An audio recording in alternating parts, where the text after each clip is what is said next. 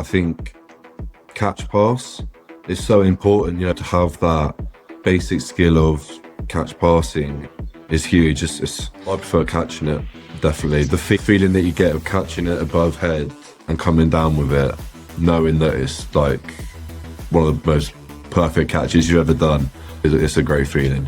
I used to hate tackling. I used to absolutely hate it. It was horrible. There's only a select few that will get signed. There's a lot of boys that have come through the uni pathway. It's never the end. Just keep working hard.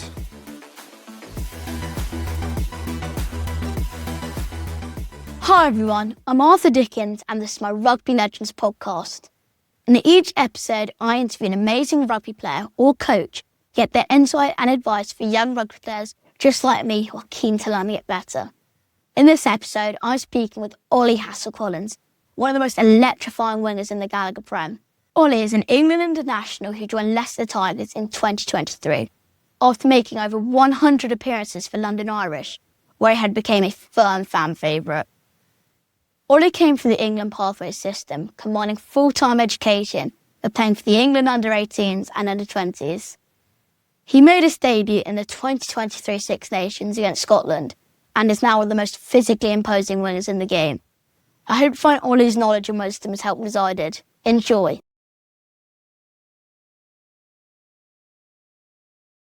Firstly, Ollie, I just want to say thank you so much for taking the time to be on our podcast. I really appreciate it. Yeah, absolutely welcome. I'm very excited for this chat, and you've got an exceptional shirt on, so I can't complain. You started at Newbury RFC with your dad as the coach. What were the key moments that shaped the player you became? I think I was very lucky that he was my coach. He helped me a lot. Obviously, I'm sure, as your dad does, he travels around with you all around the country, taking you to tournaments, standing in the wet rain, the cold, supporting you. So I was very lucky that he was able to do that with me and help me get better and grow as a player. But I think when you're at that age, you just love playing rugby, don't you? You love it with your mates. You go on great tours. That was one of the big things I used to love at that age. We went on a tour to Brazil as like a goodbye tour, and it was one of the most incredible things I've ever done. Obviously, we went to like Wales and Ireland and places like this. So doing that with mates, spending time playing against different teams. And then I think as you get a bit older, you play in the county leagues, and we had some good rivalries with like Maidenhead, like a couple Reading clubs. So it prepares you for the bigger games. But again, it's like I say, it's just great fun. Play with your mates, and I've got my dad there to support me and help me get better. And he was always there whenever I needed anything, or whenever I wanted to go up to the club to practice something. He was always up there with me. So yeah, I was very lucky growing up. Wow, it's so cool you went on all those tours. Yeah, it was amazing. Brazil was it was different gravy. We went to the favelas, had a tour around the favelas. We played a couple Brazilian teams, went down to Sao Paulo, played a team, spent a bit of time in Brazil, and played beach rugby against some of the Brazilians. That was amazing. Nothing will ever be that, I don't think. So was Brazil your favourite tour? Without a doubt. For a young winger at grassroots level, what's one fundamental they should prioritise above everything else? Sounds a bit easy, but I think catch pass is so important. There's a lot more work for wingers to do now. So to have that basic skill of catch passing is huge. It's a little bit boring, but being able to, when you get connected with those guys, and then you're able to put other people away where people are not expecting, because you're a winger, you're not as skillful or whatever.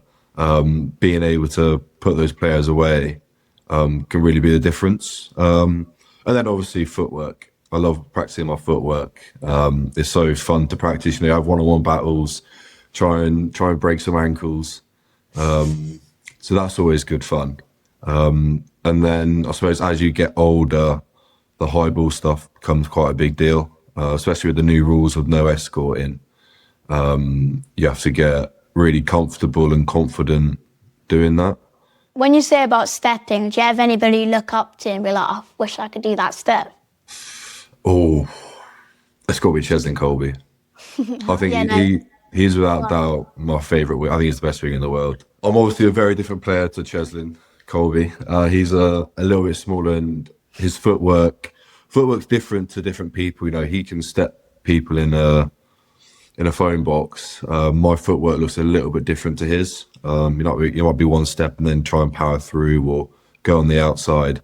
But yeah, Cheslin Colby is just, I could watch his highlights on YouTube all day. Just silly good. Yeah, he's such a good player. I remember, I think he kicks as well, doesn't he? Goals. Yeah, he could do everything. He played, I think he was at Toulouse. He had a game at fly half as well. He was, he's a pretty good rugby player. Who's your favourite? My favourite rugby player. That's got hard. I really like Finn Smith. I like the way he plays. He's such a cool guy. And his game management, I just really like it. Do you fly half? Oh, yeah, I'm fly half, so. Oh, yeah, fair enough. Yeah, no, you're definitely up there. Oh, thank you.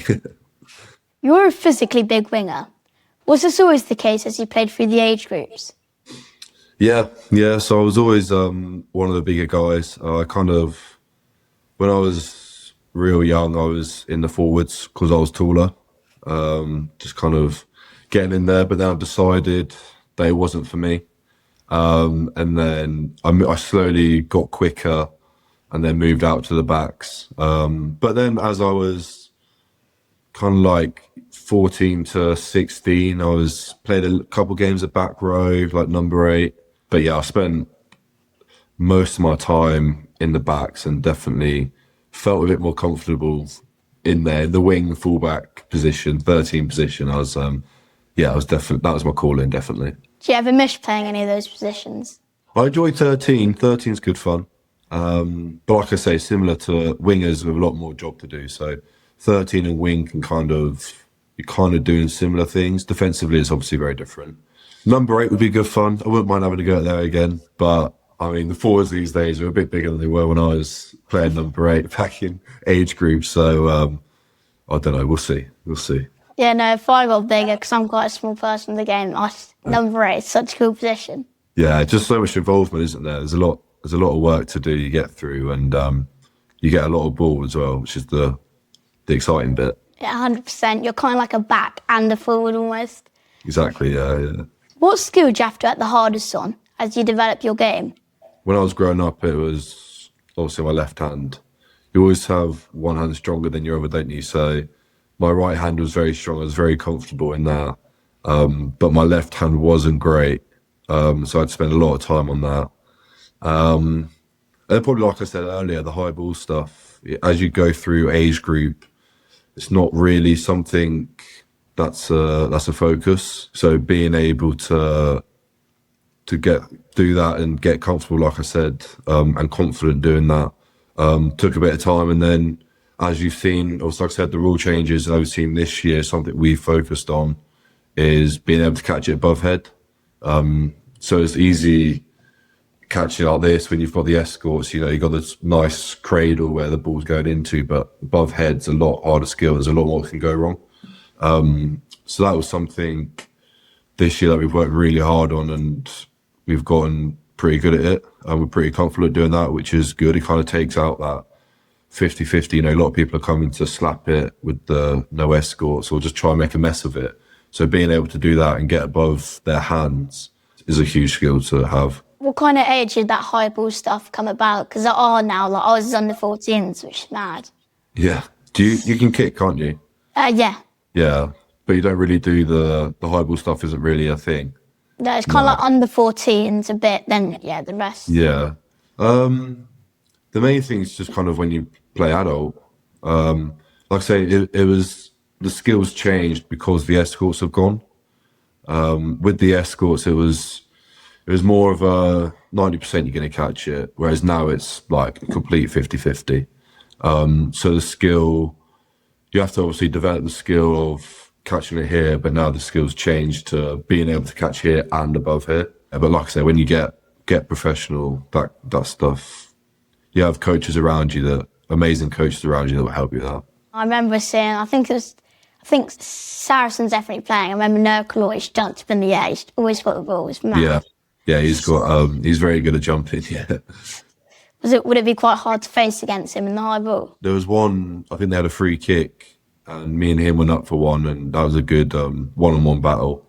But yeah, no, you have to prepare for everything. No, there's a lot of teams. Sale are very good at it. Sale are good. They go to their kicking game a lot. They're very comfortable with it. We think we're good at it. So yeah, there's a lot of teams that are very good at it and very comfortable playing that kicking game.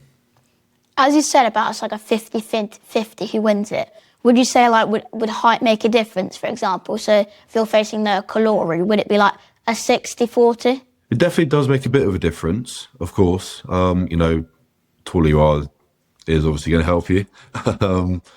But I think as well, there's a lot more that goes into it with how you generate momentum to get into the air, how you use your body to, put them off, create a bit of separation between you and the player.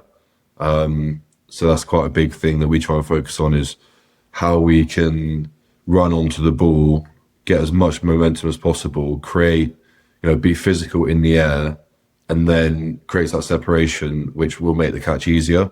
If you're going up, standing still, they're running onto it, it's going to be very hard to win that back. So yeah, just how you're able to time it so it's at your top of your jump, you're taking it, and then creating that separation to make the catch a bit easier.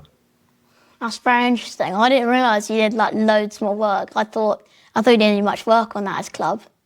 No, yeah, there's a lot of thinking that goes into it. You've obviously seen as well, a lot of teams now are they'll drop someone back, so they have the 15, then the winger will be here, and as the box kick's going up, this winger will take it and run with the opposite winger, so it's kind of like a shoulder to shoulder rather than this guy taking it. So this winger will either go up, catch it, or he'll go up and try slap it back to the 15.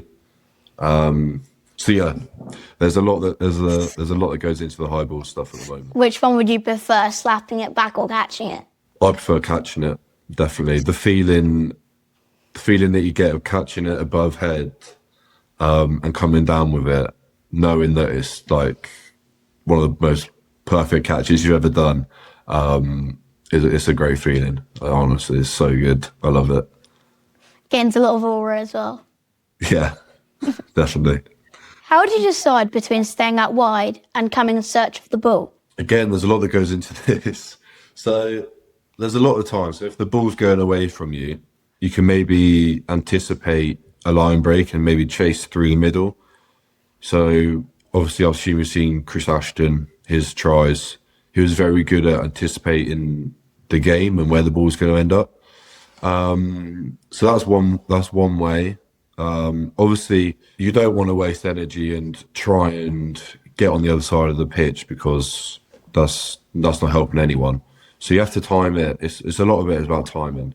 So there's that. There's obviously, so if the ball's coming towards you, and let's say the 13 carries, and then the 15 and forward or 12 might be in that ruck, and then as a winger you notice that, and then you can go and help out on the other side, and then these guys in this ruck will drop back and look after your wing almost.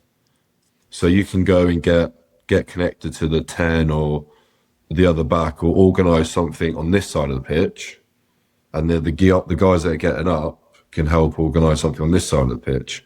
So there's a lot of it's just about timing, and when's best to go is difficult. It's just noticing, because you don't want to leave your wing empty. You need someone on the edge. So it's about making sure that as you go, you talk to someone saying, you stay, I'm going, you look after this, and I'll be back whenever I get back. So that's the main thing. And then obviously as we get closer to the try line, you want to kind of keep, unless it's a set play, wingers will kind of tend to stay on the edge to hold the width. As you see a lot of time in rugby, that over the top ball to the winger is usually on in the 22. So you always need someone out there. But yeah, it's just about noticing who's in the breakdown and kind of what's going on in the game. Does that make sense? Yeah, no, it doesn't really. There's a lot there. Yeah, I see a lot of the Premiership teams this weekend, last weekend, I mean, they did a lot of that. I remember when Leicester, when you guys got to the Premiership final, I think it was in the semi-final against Sale, I remember Pollard did this kick to Radwan, he dived for it. Yeah. That was a really good try. Exactly, yeah. If you've got a forward out there, they're not going to do that. So, yeah, that was, I think that's one of the best tries I've ever seen live. That was just silly. Defence is something wingers can neglect. How important has your defensive game been to your career? Yeah, defence is massive. A lot about, as a winger, defence, a lot of it, what happens on the inside will help you a lot as a winger. So if you're not getting width from the inside, as a winger, you're very exposed. And like I said, if you've got people coming around the corner, getting connected, it's a very hard job for you. So I love defence. Defence is so important to games. You've seen a lot this year. There's been some high scoring games, hasn't there? We've really tried to focus on our defence. I used to hate tackling. I used to absolutely hate it. It was horrible. But then I kind of figured out it could be a bit of a weapon if I could really work on it. Because of my size, I was one of the bigger wingers. And so I kind of went away, worked on it, and then just fell in love with defence. But there's so many different defensive systems. A lot of people at the moment are very aggressive defensives. Some people will be a bit more connected and sit off and try and get you to a touchline. Some will try and shut you down, and like South Africa, they're very aggressive. They've got very aggressive. I'd be a little bit nervous, but they obviously know each other very well and they know the system very well. But yeah, there's so many defensives. So as a winger, it's just about kind of adapting to those defenses. But yeah, defense is huge. And then kind of as a winger, the talk is so important. Talking to the 13 or whoever's on your inside. If your number's up, you can be a bit more aggressive. If your number's down, you need to tell them they need to get to you, and you can be a little bit more connected. So I'm constantly talking to the people on the inside. I know 15, I'm always talking to 15 about the backfield, whether he's going to come and help me on the end of the line, or if it's on the other side, I'm dropping off, covering that space for him. So yeah, again, defense, there's a lot that goes into defense, but I think the most important thing is the chat, constantly talking to, and it's important for 10s as well. You never know, you might find yourself in the backfield. You see a lot of that at the moment. So how you guys are talking to wingers and your centres, always chatting about where you are, who you're covering, who you've got, is very important. Yeah.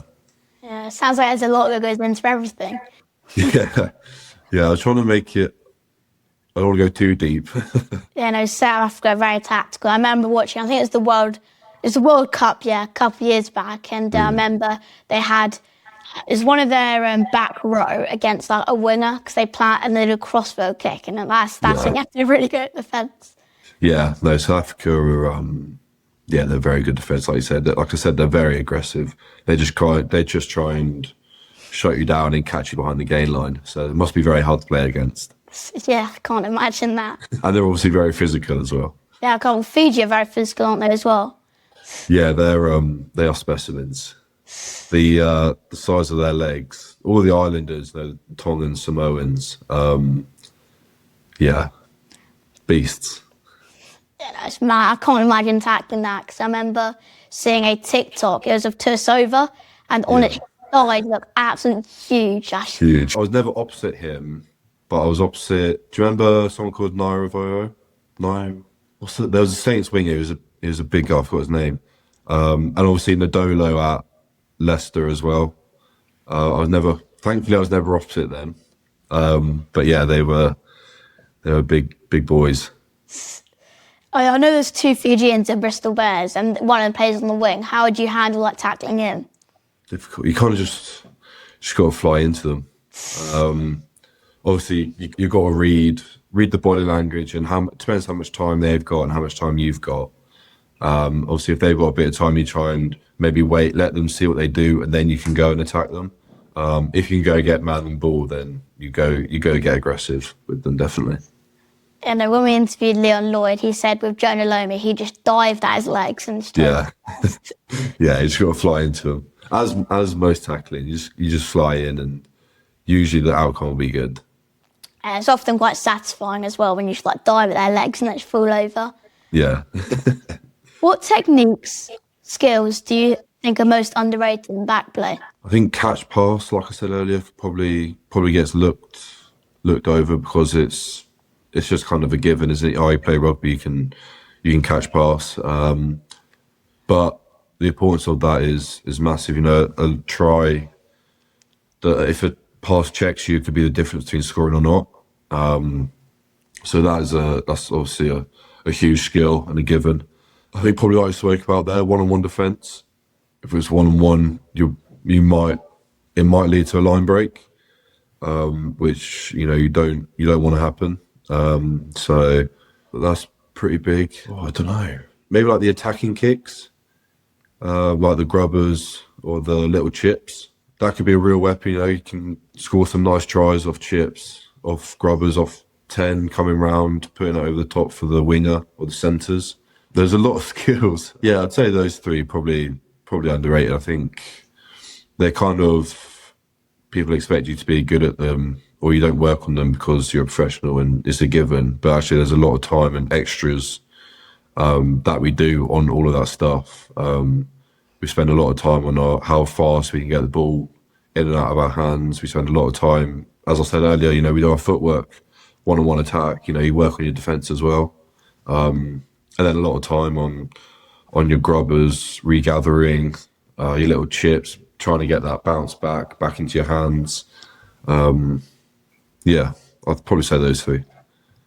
Yeah, no, I remember. I think it was on YouTube. I remember Henry Pollock saying when he chips over, you gotta try to read the ball where it's bouncing. So yeah, but no, it's always very satisfying when it bounces back at you to score. It is very satisfying. Yeah, that's a good point. You can read as the ball's in the air. You can see kind of how it's moving, and then you can try and anticipate. You can slow your foot speed down, maybe be like, oh, it's going this way, so the defender's flying across, so actually it's going to end up here. Yeah, so you kind of watch the ball move and see where it's going to bounce. You were at London Irish when the club went into administration. Can you tell us about that experience? It was tough. It was very tough. Friends had to retire because there wasn't much out there for them. Obviously, you had Wasps in the same year, and then Worcester, and so there was a lot of free players. So there wasn't much space for some of these guys. So they had to retire, or if you found something, it was probably on the other side of the world. So we had a couple hours out in Japan, down in South Africa, over to France. A couple of the coaches moved out to Australia. So yeah, no, it was tough, and we were really pushing that year. I think we came 5th that year. So you could see the rise that we were on and the quality we had in the squad. I'd been at that club since I was 16. I loved the club and owe a lot of my career to that club. So when it did happen, it was really tough. But I think the main thing is, like Wasps and Worcester, when they were, obviously didn't exist, now they do. I think we all still had a group chat. So there's still like a London Irish group chat where if you go back to Australia and you come across one of them, you put a picture in the chat, or there's still a lot that gets posted in there. If people get married or something, there'll always be a congratulations message and all of this stuff. So everyone's still very connected through the group chat. And, I get very excited to play teams like Gloucester because there's a lot of London Irish people there. A lot of my mates, Bath, Henry, saw Henry Arundel at the weekend, good mates with him. So yeah, it's exciting playing against them. Of course, it's good fun. It's always, it's nice to get one up on them. It was a tough time, definitely. Yeah, no, I'm just so sad, especially how much work and dedication it takes to be a professional rugby player, and that all can just be lost in a matter of days. Exactly. Yeah. There's only a few lucky ones that carried on, and coaches. We had a lot of great coaches there. There's a really good coaching group. Yeah, no, it was a tough time, definitely. You paint your fingernails. Can you I tell us do. about that? I can. My most asked question. I do it. I started because I bit them, and it wasn't a nice habit. I didn't enjoy having that habit. It used to get really short, and it didn't feel nice. So I obviously tried the stuff that doesn't taste nice. I didn't get on with that. Obviously, it did its job. It did not taste nice, but when I was having sandwiches and stuff, it was like getting in my food, and yeah, it wasn't the one. So then my girlfriend did her own nails, and so she was like, "I've got this clear one. Do you want to try that?" I was like, "Yeah, I might as well. Might stop me." So I did that, and it did work. And then just went from there. We started with my pinky was white, so we started with just plain white pinky, just to see what it was like, if I liked it or not. And then I think we went pinky and thumb. Then we went pinky, thumb, middle finger. This was just plain white, so it wasn't too loud. And then we just went for it. All fingers, plain white. And then the more I did it, I just got colourful with it, got some different designs up. At the time, I was doing it every week, so I could kind of change the colours to what was going on that week. So one week I was making my 100th appearance for Irish. So I had the number, obviously 100, I had a 100 on my nails, which was cool. But now it's a little bit different. I get them done. She doesn't have the patience for me to do them. I'm a bit picky now. I know what I like, so I go to someone to get them done. And yeah, I just enjoy doing it, just coming up with different designs, just having some fun with it. And it's just a way of expressing myself in my own way. Yeah, no, I do enjoy it. It's good for. I've got a good set on at the moment. Nice and colourful, a bit random. That's so cool. Do you have any favourites or go-to designs? Ooh, for summer, I like a pastel colour. Pastel, like a matte pastel, looks very good in summer. Favourite designs. The hundred one for Irish was pretty cool. I did one when I first came to Leicester. I did Leicester colours, which was cool. I've got a whole folder of inspiration for nail art, so I kind of go through that, and then I'll pick a few different things out and then send it to my nail art lady, and she does them for me. Very lucky. She's very good at them. That is so cool. Every young player faces setbacks. What's your advice for getting through those moments? So, kind of the first setback I kind of encountered in rugby was, so one year I went for county trials and didn't make it, which was obviously tough at that time. I thought it was everything. So I kind of went, and I was also a bit disappointed. Didn't want to do anything, and then I think I kind of just got that extra motivation just to get better, keep working on my rugby. I was obviously still very young, very raw, so there's obviously loads of skills that I just wanted to get work on. And then as you get older, as you get your head coaches and all of that, you got to keep asking the coaches questions. It's never, go in for one-on-one meetings and get a bit more detail on what you can do or all of this stuff, try and get ideas out of them. Also, so the next year I got back into county. So, and I think as a different coach, it's one person's opinion. You've got to make sure that obviously you go away and you work on that, on what they've said, but don't get too disheartened about it. It's never as bad as it seems, and there's always a way back in. So just keep, when it does happen, because it's happened to me a few times. It's not, you don't get this perfect career of never getting dropped or never getting picked. It's just how it goes. You just go away, you be the best version of yourself, and you keep working hard. And then as you get older, you go through the academies and the under 18s, and you might not, boys don't get signed. There's only a select few that will get signed. But as we've seen, there's a lot of pathways into rugby now. Uni is a massive one. At the moment, there's a lot of boys that have come through the uni pathway. So a lot of those guys have, they didn't get signed. They went to uni, played very well, and they've got picked up. And now they're playing Premiership rugby. Like Tom Pearson, for example, came to Irish, came through, I think, Cardiff Met, came to Irish, now at Northampton, won the league, got an England cap. So it is never the end. It's never the end. Just keep working hard. 100%. I fully agree with you. I remember someone saying 100 people could be, yes, you should be starting. Then one person could be like, no. So it's one person's decision. Yeah, and you take that feedback. You keep asking questions. You keep working hard, and then you never know what's going to happen. Yeah, no, I remember when we were interviewing Marcus Watson, he was like, ask questions. Definitely, yeah. I think that was one thing I maybe didn't do enough of as I was coming through. Didn't ask enough questions of the coaches. But now I understand how important it is, and you try and ask as many as you can, definitely. What do you wish someone had told you at grassroots level that you only figured out later? I think at grassroots, you play it because you love the game, don't you? You're playing it with your mates. You're running around, playing rugby, getting tackled, tackling people, and it's good fun. I think as you get a bit older, try and understand. So when I was maybe your age, I was watching rugby because I enjoyed it, and I was kind of there for a good time and just love watching rugby. But as I got older, I didn't really get out of that.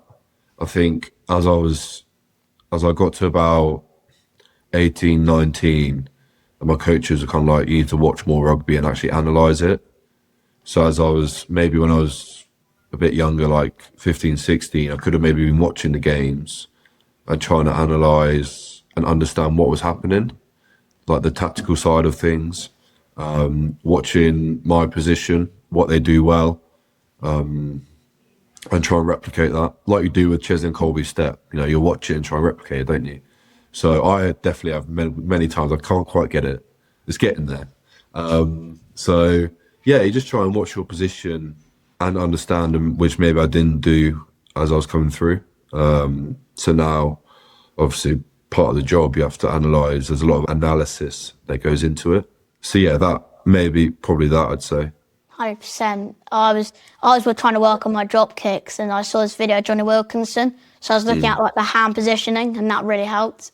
Yeah, definitely. It's tiny things like that, isn't it? It's one little change can make massive differences. Was there any wingers you looked up to when you were analysing games? Obviously, Anthony Watson. He was just silly good. Jack Noel. Obviously another very good winger. I think when you look back a little bit more in time, look at Jason Robinson, the way he was just able to step and just go. He was gone. That's a huge skill. So I think those three. I think Jack Noel was maybe a little bit more like me, or I was trying to be a little bit more like him. The way he got involved. He was very good at picking around the ruck, and he had a very physical game. And then obviously like Anthony Watson's step that was similar to Jason Robinson, the way he was able to just step and like he was gone. He was very good. And then yeah, so they're probably like the main three. Two are a little bit different. Like I say, Jack Noel's that physical winger that was very good at picking up. And there's obviously, I don't know if you remember, there's chat that he was like going to have some games at flanker or have a go at flanker during a game or something. So yeah, I was maybe a little bit more similar to him. And then, like I say, being able to watch Anthony Watson's footwork and try and replicate that. And I'm obviously lucky enough to spend time with both of them. I picked their brains. Obviously, Anthony, I was with Leicester and spent a bit of time with England with Jack Noel. So I was very lucky enough to spend a bit of time with both of them, yeah. Yeah, no, Jack Noel looks like he has kind of a flanker build as well. Yeah, he was very hard to tackle. He also yeah, it was him. One of the first games I ever played against him was Irish at Exeter, and I remember I think they put Vaseline on his legs, and I remember like tackling him and just sliding off, and my hands were just covered in this Vaseline. I was just like, "What is this?" Trying to get it off, and I think the ball came and dropped it or something. So there's Vaseline that was on my hands. Yeah, no, some of my friends at sevens, they're putting baby oil on their legs. Yeah, yeah. It's a good idea. It's a good idea. Yeah, but it kind of, when you're rubbing it on, because you have somebody else rubbing it on for you, it does mess up your hands a bit. You have to go wash them. Yeah, exactly. Yeah, we got the physios to do it. I used to do it back in the day. Just get the physios to get a glove on and put some Vass on. And when you're talking about club and analysing games, did you always want to be professional? If not, what age did you want to become professional?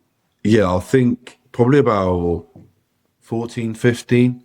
I was like, I definitely want to make this. I think at that age, there's a few boys that are in like academies, and they'll go off to their academies on a Monday night and then come to training in their academy kit or whatever. And I was kind of like, I wasn't quite there. I wasn't in one of those academies at that age.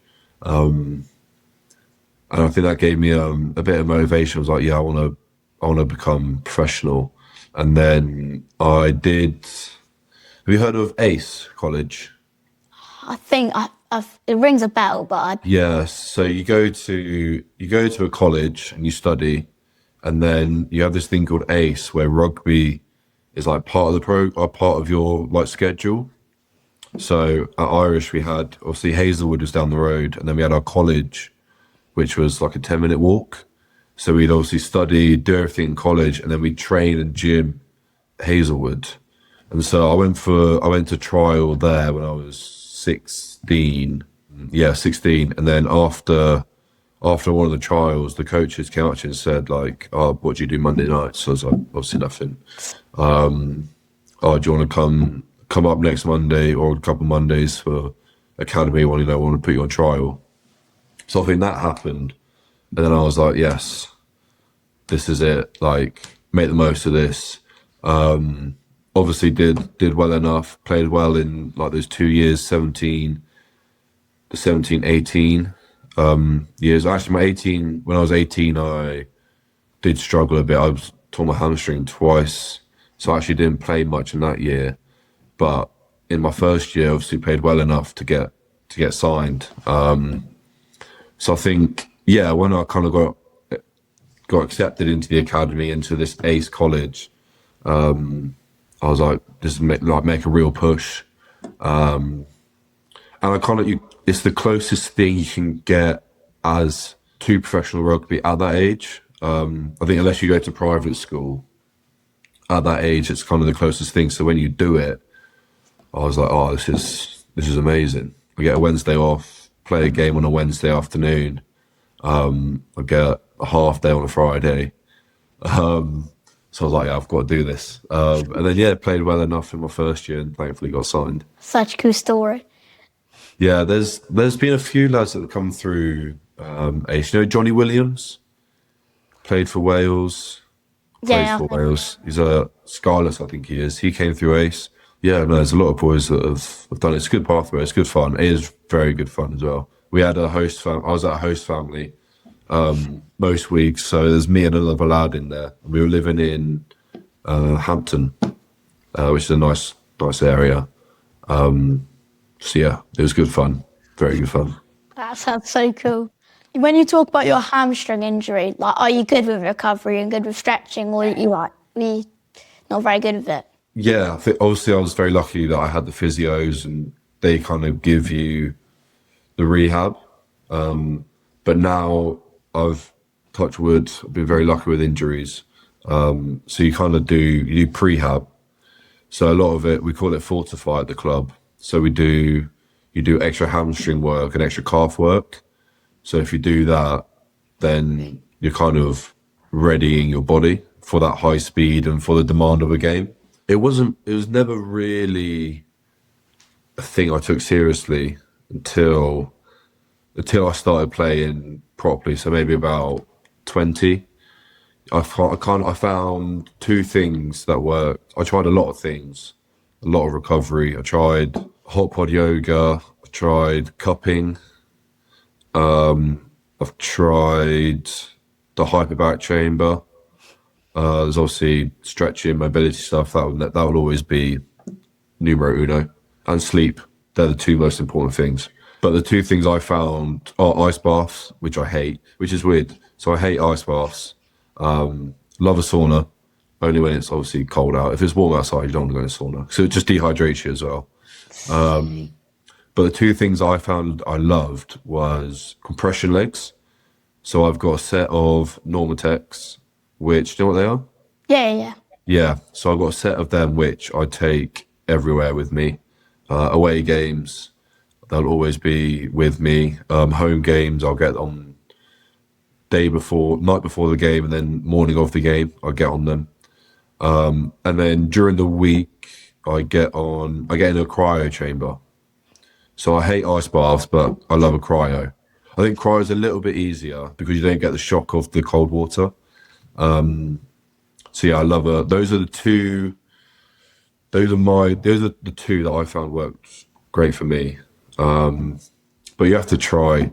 There's so much stuff to try. Obviously masseuses, we're lucky enough to get masseuses at the club. I've got a massage tomorrow morning actually, which I'm very excited for.